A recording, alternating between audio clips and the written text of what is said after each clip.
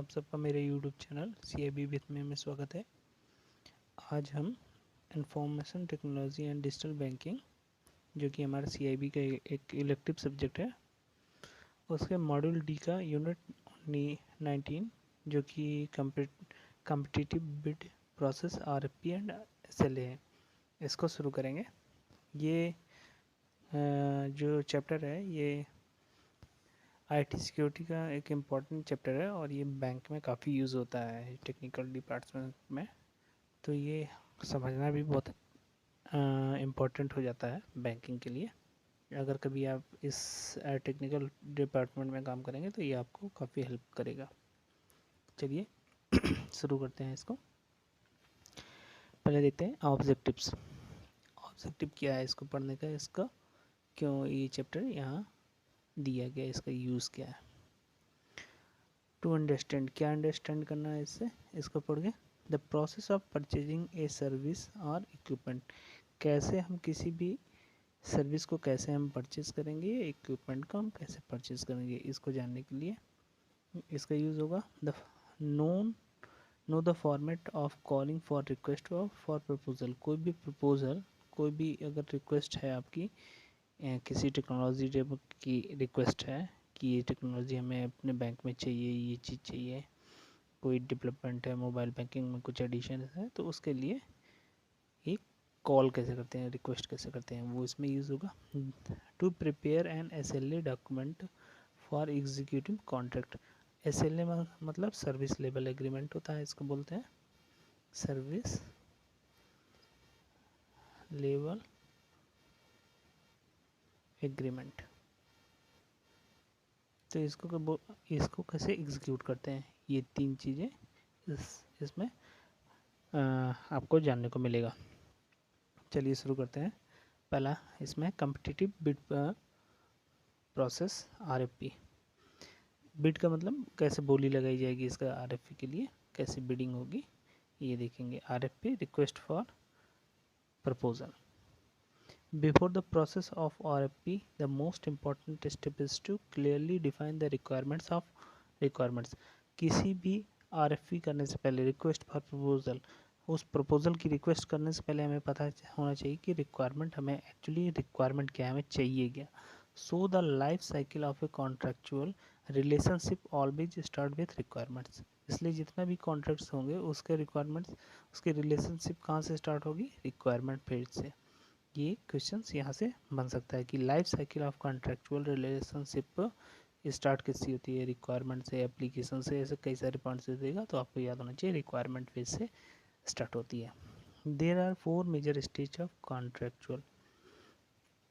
कौन कौन से हैं कॉन्ट्रेक्चुअल रिलेशनशिप? पहला है सेटअप, कॉन्ट्रैक्ट, फिर operation and transition out. 4 phase होते हैं।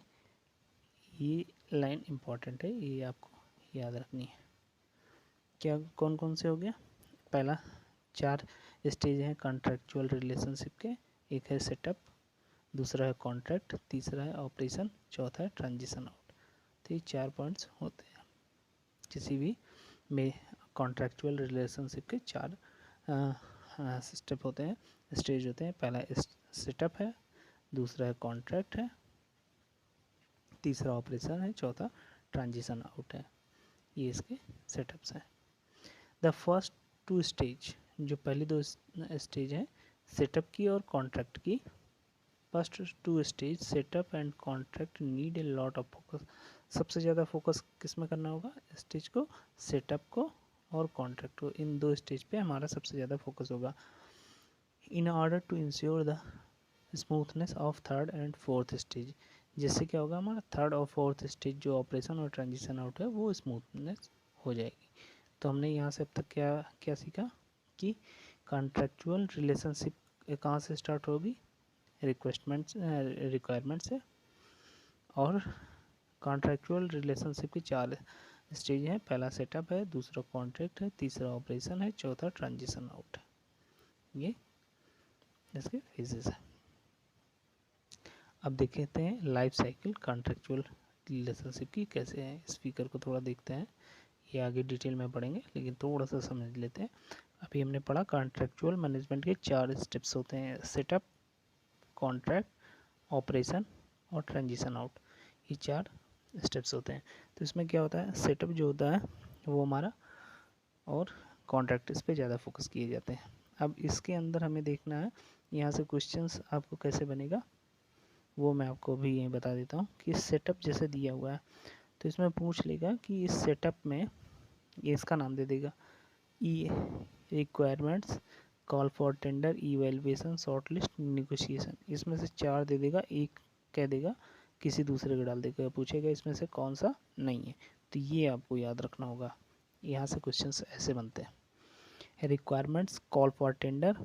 सेटअप क्या होगा, सबसे पहले हमारी रिक्वायरमेंट क्या है, फिर कॉल करेंगे टेंडर के लिए, फिर उसका इवैल्यूएशन होगा, फिर शॉर्ट लिस्ट होगा, इवैल्यूएशन के बाद फिर उसको निगोशिएशन करेंगे, उसका जितना उसने कॉस्ट बताया होगा कि वो उसमें कितना निगोशिएशन हो सकता है वो यहाँ हम चेक करेंगे।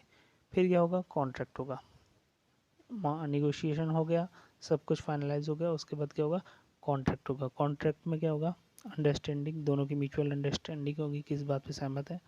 फिर डिलीवरेबल होगा, फिर प्रोडक्ट डिलीवर होगा, फिर सर्विस लेवल बनेगा, दोनों में क्या समझौते हुए उसका सर्विस लेवल बनेगा, एग्रीमेंट।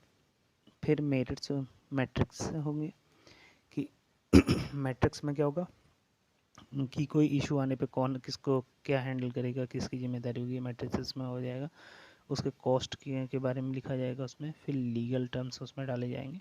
ये सब कॉन्ट्रैक्ट में हो गया। तो मेन 2 बड़े काम यहीं पे हो जाते हैं। फिर ऑपरेशन में हो क्या होगा, ट्रांजिशन इन होगा, वो ट्रांजिशन इन में रहेगा, उसका आदान प्रदान होता रहेगा, सर्विसेज का कंटिन्यू चलती रहेंगी। ट्रांजिशन हो गया।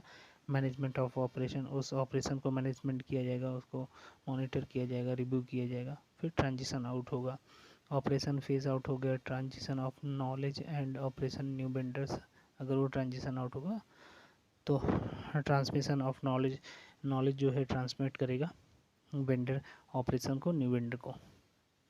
ये life cycle of contractual relationship हो गया। अब आगे देखते हैं कि RFI क्या होता है, रिक्वेस्ट फॉर इंफॉर्मेशन। अब इसको देखते हैं, 3 होते हैं, RFI, RFB और RFP। इन तीनों में डिफरेंस क्या है, ये क्वेश्चंस हो सकता है। तो देखते हैं वो क्या होगा।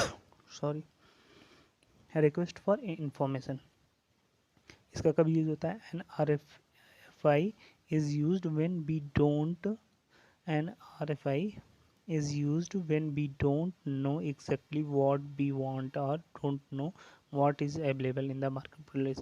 जब हमें ये पता ही नहीं हो कि हमें क्या चाहिए और क्या मार्केट में अवेलेबल है, तो हम क्या फ्लोट करते हैं, RFI फ्लोट करते हैं, रिक्वेस्ट फॉर इंफॉर्मेशन का यूज़ करते हैं। फिर the information received as a result for the RFI may assist in determining whether a formal request for bid or proposal is necessary। इससे जो भी हमें जो भी डेटा मिलेगा, RFI फ्लोट करने के बाद जो भी हमें डेटा मिलेगा उसे हमें पता चलेगा कि फॉर्मल रिक्वेस्ट डालनी है बिड के लिए या प्रपोजल डालना है। तो यहाँ से ये पता चलेगा। इसमें मेन चीज़ आपको क्या याद रखना है, RFI यूज़ होगा जब हमें उसके बारे में कोई भी रिक्वेस्ट के नहीं पता हो, हमें रिक्वायरमेंट के बारे में कुछ भी पता ना हो, या मार्केट प्लेस में क्या चल रहा है वी डोंट नो, हमें कुछ ना पता हो, तो RFI करते हैं, रिक्वेस्ट फॉर इंफॉर्मेशन। फिर अगला है रिक्वेस्ट फॉर बिड। ये कब करते हैं, an RFP is used when we know precisely what we need and have precise requirement and specification। जब हमें पता होगा कि हमें क्या चाहिए, उसकी रिक्वायरमेंट क्या है, सारा चीज़ें हमें पता होगा, तो रिक्वेस्ट फॉर बिड करते हैं। फिर RFP कब करते हैं, request for proposal. RFP is hybrid of these two, इन दोनों का हाइब्रिड है, मतलब इन दोनों का मिला हुआ है। इसमें क्या होगा, An RFP is used when we have a general idea with some specification, जब हमें कुछ स्पेसिफिकेशन पता होंगे, एंड और इट्स ए लार्ज और complex project with potential for multiple solution, जिसके कई सारे सोल्यूशन होंगे, कॉम्प्लेक्स होगा, कुछ रिक्वायरमेंट्स हमें पता होंगी, तो हम रिक्वेस्ट फॉर प्रपोजल डालते हैं, उससे हमें पता चलेगा कि क्या क्या कौन कौन वेंडर क्या क्या देगा सर्विसेज कैसे कैसे देगा, उसकी कॉस्ट क्या होगी, डिफरेंट वो हमें डिफरेंट वेंडर क्या क्या फ्लोट करते हैं, वो रिक्वेस्ट फॉर प्रपोजल से आ जाता है। फिर आगे देखते हैं RFP process. The process begin with scope of, कैसे करते हैं RFP कैसे होता है, ये यहाँ से हम देखेंगे। The process begin with scope of work, ये यहाँ से आपका एक क्वेश्चन बन जाएगा कि RFP का फर्स्ट स्टेप क्या होता है, scope of work. Statement, scope of work क्या होता है, स्टेटमेंट होती है स्कोप ऑफ वर्क स्टेटमेंट से डिस्क्रिप्शन ऑफ सर्विस, जिसमें बताया जाता है कि सर्विसेज क्या होंगी, और स्पेसिफिकेशंस क्या क्या चाहिए, डिस्क्रिप्शन ऑफ गुड्स कैसे होने चाहिए, एंड प्रपोजल इवैल्यूएशंस क्राइटेरिया, ये सारे चीज़ें इसमें मेंशन रहती हैं। These are submitted to the purchasing office, ये कहाँ सबमिट होंगी, परचेजिंग ऑफिस में सबमिट होंगी, जो भी इसको फ्लोट करेगा। जैसे एक डिपार्टमेंट एक्स है, इसको बैंक के लिए मोबाइल बैंकिंग डेवलप करना है, तो ये अपने इसको क्या क्या रिक्वायरमेंट है वो स्पेसिफिकेशंस लिख के बता देगा। किसको बताएगा, स्कोप ऑफ वर्क में परचेजिंग ऑफिस को। ये दूसरा डिपार्टमेंट होगा जो केवल वेंडर परचेजिंग के लिए यूज़ होता है, वेंडर प्रोक्योरमेंट के लिए, परचेजिंग के लिए। तो इस तो जितनी भी डिटेल्स हैं ये इसको बता देगा। तब वहाँ से डिटेल्स क्या होंगी, स्पेसिफिकेशन के द्वारा जितनी भी सबमिट की जाएंगी वेंडर के द्वारा। अब इसने तो डाल दिया RFP के लिए, अब यहाँ से सारे वेंडर्स अपना अपना रिक्वेस्ट सबमिट करेंगी। तो वो सबमिट करने के बाद क्या होगा, these are submitted to the purchasing office, जो परचेजिंग ऑफिस को सारी सबमिट होंगी, which takes SOW scope of work और specification and develop a complete request for proposal including standard contract clause. उसमें कॉन्ट्रैक्ट क्लॉज भी ऐड फिर होगी, special clause भी होंगी कि किस किस सिचुएशन में क्या क्या होगा, इंस्ट्रक्शंस क्या क्या होंगे टू प्रोस्पेक्टिव वेंडर्स, किस वेंडर के लिए क्या इंस्ट्रक्शंस हो गए, एंड एनी रिक्वेस्ट एक टेक्निकल एग्जिबिट और अटैचमेंट, जितनी भी टेक्निकल उसकी स्पेसिफिकेशन होंगी, क्या क्या रिक्वायरमेंट होगी, सारा कौन देखेगा, परचेजिंग ऑफिस देखेगा। The RFP state a specific date and time, फिर उसमें डेट एंड टाइम डेडलाइन बताया जाएगा कि RFP इस डेट तक सारे वेंडर्स को सबमिट करना है। एक वेंडर X हो गया, Y हो गया, एक वेंडर Z हो गया, ये सब क्या करेंगे, इनको डेडलाइन दे दी गई कि सपोज करिए कि जनवरी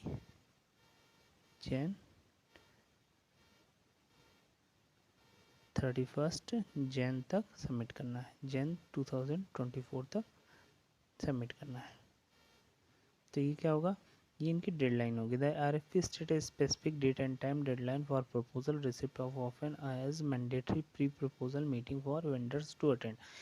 जैसे RFP फ्लोट किया गया, इसमें क्या होता है कि परचेजिंग कमेटी ने RFP फ्लोट कर दी, वेंडर्स सारे वेंडर्स को मिल गया X Y Z, इनको रिक्वायरमेंट बता दी गई फ्लोट करने के बाद कि ये है।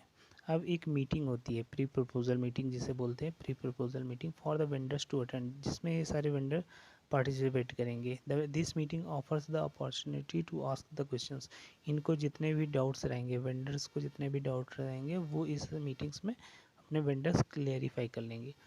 And gives the organisation to chance to determine whether any change need to be issued, जिसको एडेंडा बोलते हैं, टू द RFP। तो जैसे वेंडर्स ने कुछ पॉइंट्स दिए, इन सब के डाउट्स पूछे गए अरे मीटिंग्स में, तो इन्होंने कुछ पॉइंट्स दिए, ऐसे कुछ पॉइंट्स होंगे जो हमारे RFP पे मेंशन नहीं है।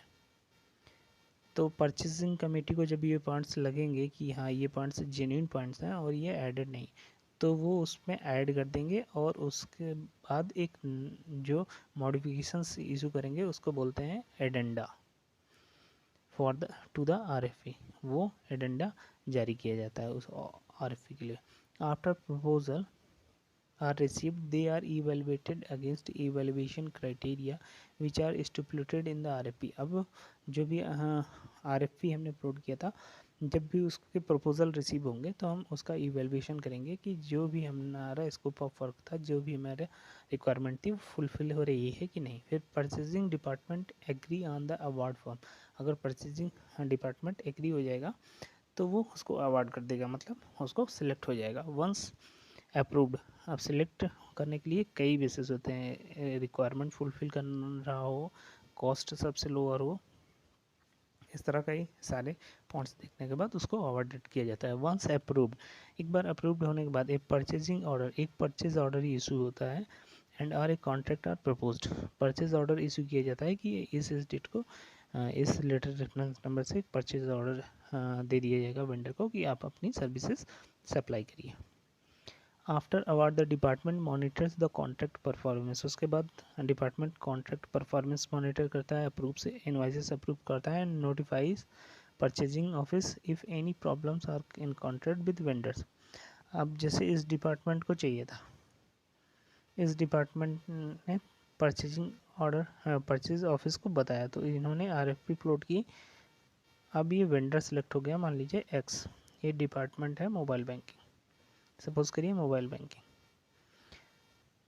अब ये एक्स, सारा चीज़ फाइनलाइज हो गया, इसमें कई वेंडर थे, वाई थे, जेड था, इसमें से सिलेक्ट एक्स हुआ, ये रिजेक्ट हो गया, ये रिजेक्ट हो गया। अब एक्स ने क्या किया, एक्स ने सर्विसेज देना शुरू कर दिया।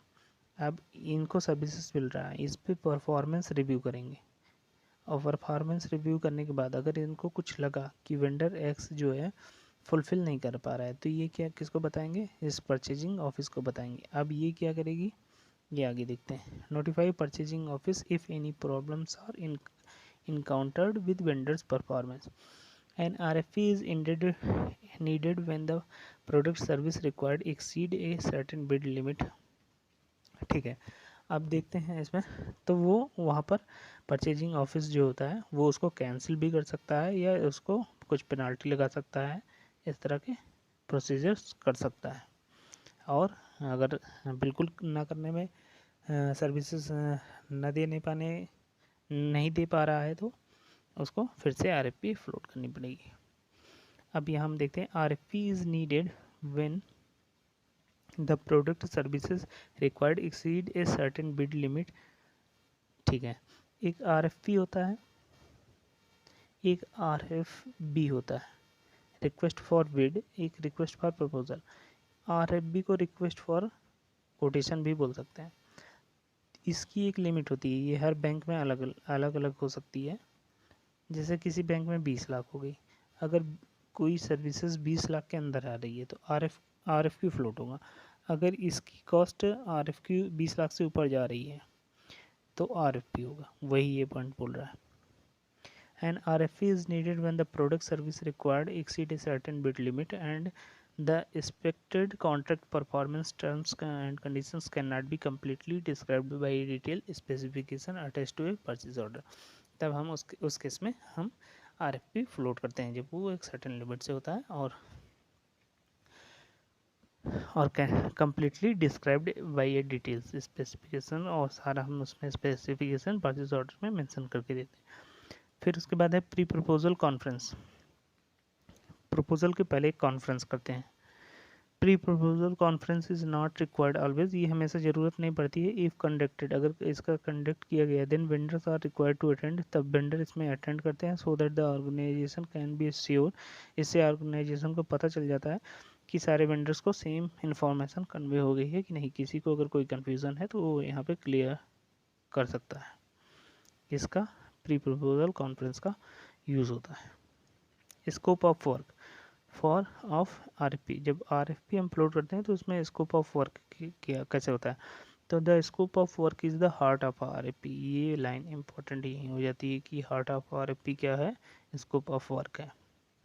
ए well written scope of work done do more of the success of a contract than any other part of the contracting process। जितना भी कॉन्ट्रैक्ट प्रोसेस होता है उसमें स्कोप ऑफ वर्क में सब कुछ लिखा होता है कि हमें क्या क्या है, उसका टेक्निकल स्पेसिफिकेशंस क्या क्या होना चाहिए, क्या रिक्वायरमेंट है, सारा टेक्निकल थिंग्स क्या उनकी रिक्वायरमेंट है, क्या चाहिए, कैसे कोई सर्विसेज होनी चाहिए, सारा कुछ उसी में लिखा होता है। एक good scope of work should be concise, वो बिल्कुल कंसाइज होना चाहिए, क्लियर होना चाहिए, पूरा कंप्लीट होना चाहिए, इनकम्प्लीट नहीं होना चाहिए, लॉजिकल होना चाहिए। ऐसा ना हो कि जो ऐसी कोई इसमें स्कोप ऑफ वर्क में दे दिए जो करना असंभव है।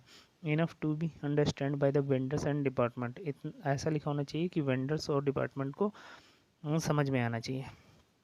Content to be included in the RFP, अब आरएफपी में कौन कौन से कंटेंट्स इंक्लूड किए जाते हैं वो देखते हैं। Introductions, general information, task description कौन सा होना चाहिए, constraint on the contractor, contractor personal requirement, कोई भी पर्सनल की रिक्वायरमेंट है ऑन साइट सपोर्ट की, या ऑर्गेनाइजेशन रिस्पॉन्सिबिलिटी क्या होगी, स्पेशल कंडीशंस उसकी क्या होंगी, इवेल्युएशन क्राइटेरिया उसका क्या होगा, सारा उसमें मेंशन होगा। फिर प्रपोजल आने के बाद हम उसका इवेल्युएशन कैसे करते हैं ये हम देखेंगे। Evaluation of proposal. Proposal opening are open to the public and are scheduled 2 to 4 week the pre-proposal conference. Pre-proposal conference होने के बाद हम एक टाइम बता देंगे कि इस डेट को आपका प्रपोजल ओपन होगा, तो जितने भी वेंडर्स अपने अपना बिड डाले होंगे वो सारे अवेलेबल हो जाएंगे उस दिन। दिस में very depending on the time complexity on the complexity of the project under proposal. कुछ प्रपोजल कॉम्प्लेक्स होते हैं जिनके लिए थोड़ा टाइम ज़्यादा होता है, उस टाइम के बाद ये खोला जाता है। The proposal received after the last date of submission, जो डेडलाइन बना दी जाती है सबमिट करने के लिए आरएफपी, अगर उस डेट के बाद सबमिट होता है मतलब आपको रिसीव होता है, तो with the time and date and receipt, तो हमें टाइम और डेट रिसिप्ड उस एनवलप पर नोट कर लेते हैं, लेकिन हम उसे ओपन नहीं करते हैं। However they are not included in the bid process, और हम उसे बिड प्रोसेस में नहीं रखते हैं, लेकिन टाइम और डेट हम मेंशन करके उसको रख लेते हैं। Some evaluation criteria to consider for inclusion in the RFP are as follows. कौन कौन से क्राइटेरिया इंक्लूज होते हैं वो देख लेते हैं। Performance record of the contractor, record जो कॉन्ट्रैक्टर है उसका परफॉर्मेंस कैसा है, सेफ्टी रिकॉर्ड उसका कैसा है, ऐसा ना हो कि वो डेटा को सेफली स्टोर ना कर पाता हो, या कोई ब्रीचेज हो, या साइबर फ्रॉड की तरफ हो, ये सारा उसमें देख लेते हैं। रिलीवेंट एक्सपीरियंस होना चाहिए इन्हें प्रोवाइडिंग कंपेरेबल सर्विस, जो सर्विसेज के लिए उसने आरएफपी अपलोड किया है, आरएफपी एक्सेप्ट किया है, वो सर्विसेज वो उसमें एक्सपीरियंस होना चाहिए। Project of similar and scope, उसी उसी प्रोजेक्ट के लिए, उसी तरीके के लिए, स्कोप के लिए वो उसको उसके पास एक्सपीरियंस होना चाहिए। ओवरऑल क्वालिटी ऑफ प्रपोजल, और जो भी प्रपोजल है उसकी क्वालिटी भी वो देना चाहिए, और उसकी प्राइसिंग भी कम होनी चाहिए बाकी की तुलना में।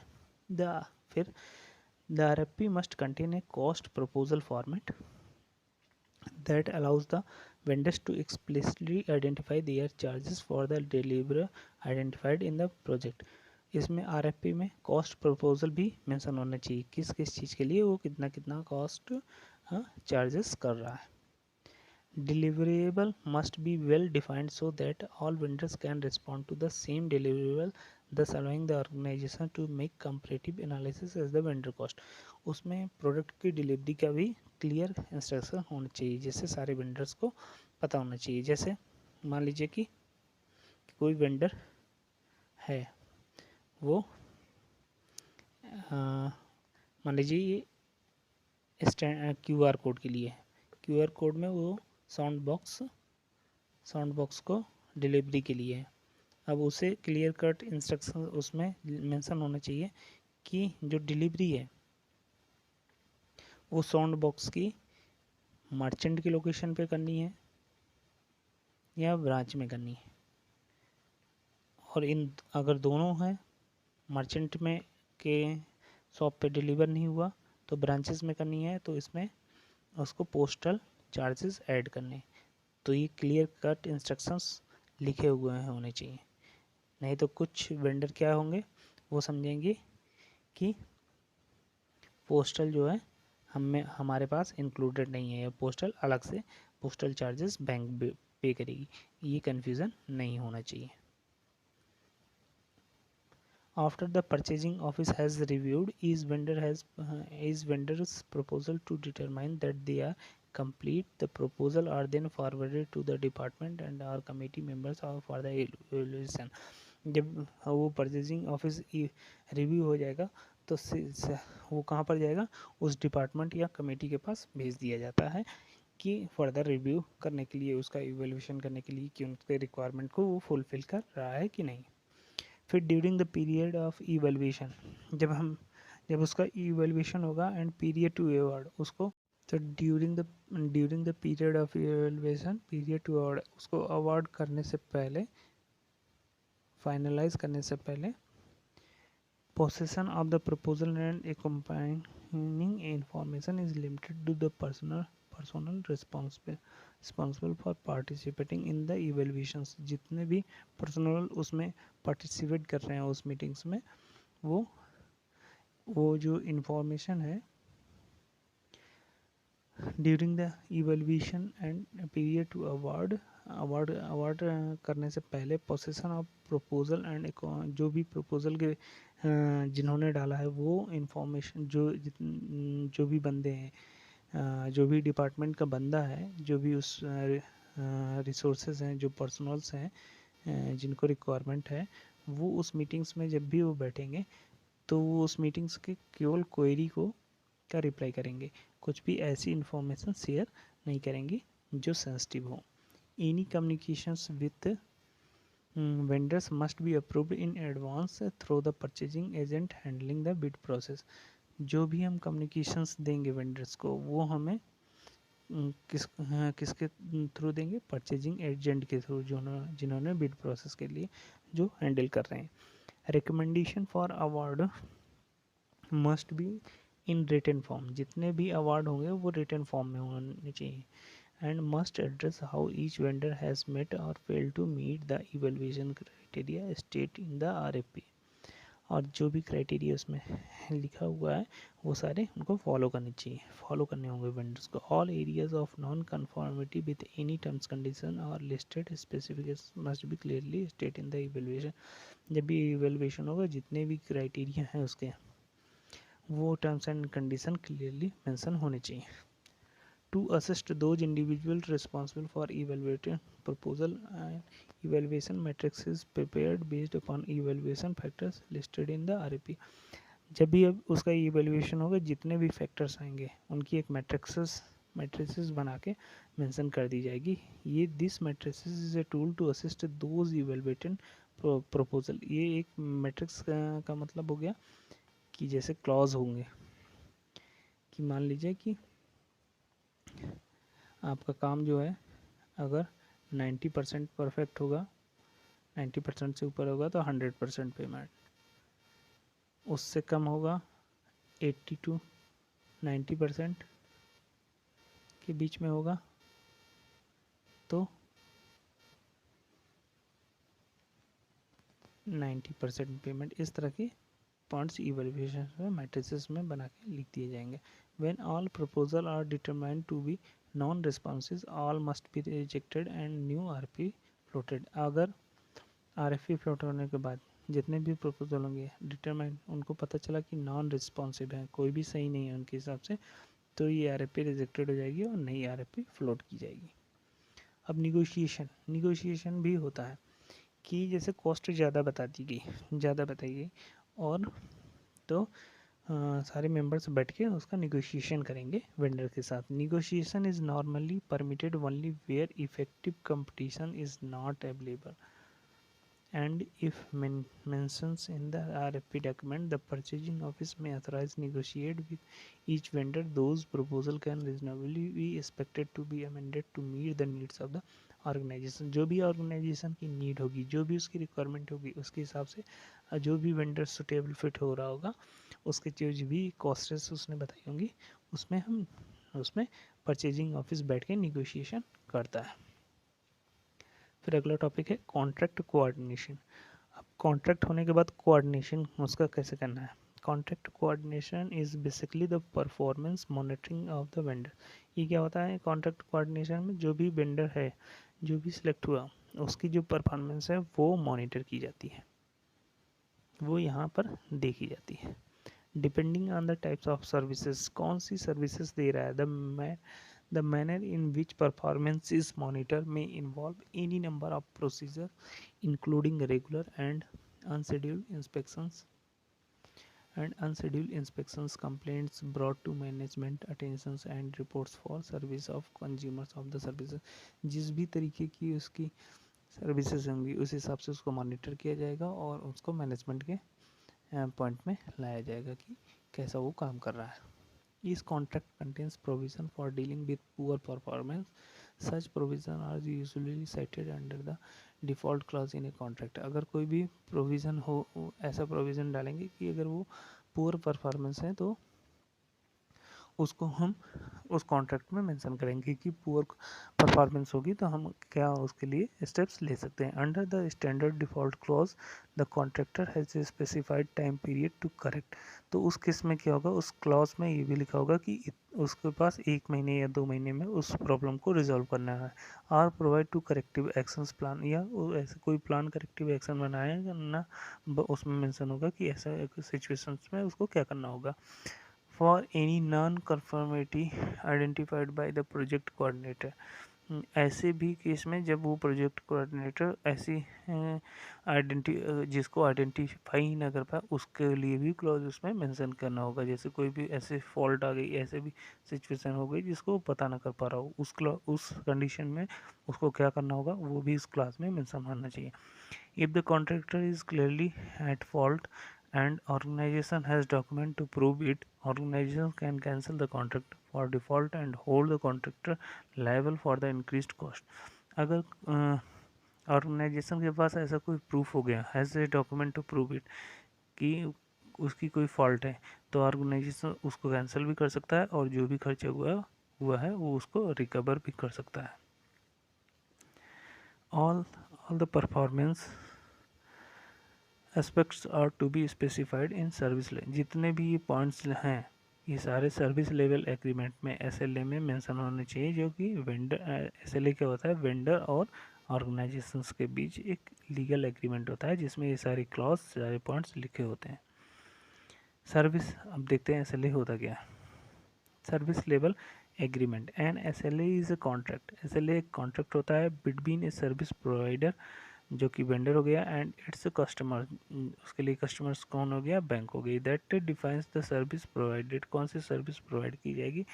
The indicator associated with these services acceptable and unacceptable, कौन सी सर्विसेज होंगी, कौन सी एक्सेप्टेबल होंगी, कौन सी अनएक्सेप्टेबल होंगी, ये सारे पॉइंट्स उसमें मेंशन होंगे। सर्विस लेवल लाइबिलिटीज, सर्विस को देने के लिए कौन सी उसकी लाइबिलिटीज होगी on the part of the service provider, जो सर्विस प्रोवाइड कर रहा है, जो कि वेंडर हो गया, एंड द कस्टमर, जो कि बैंक हो गया, and action to be taken, और कौन से एक्शन टेकन किए जाएंगे, क्या क्या एक्शंस लिए जा सकते हैं किसी स्पेसिफिक सर्कमस्टांसेस होने पर, कौन कौन सा बैंक एक्शंस ले सकती है, वो उसमें मेंशन होगा। SLA mainly focus on measuring and managing two of these. Okay, SLA जो होता है हम मेनली फोकस करता है मेज़र करने के लिए एंड मैनेज करने के लिए दो चीज़ों को, ये यहाँ इंपॉर्टेंट है, प्रोडक्टिविटी को एंड सर्विस क्वालिटी इम्प्रूवमेंट को। ये दो पार्ट्स को SLA फोकस करता है, किसको, प्रोडक्टिविटी को और सर्विस क्वालिटी इम्प्रूवमेंट को। There are two broad categories of SLA, दो टाइप के SLA होते हैं, एक एक्सटर्नल SLA और एक इंटरनल SLA। अब देखते हैं ये क्या होते हैं।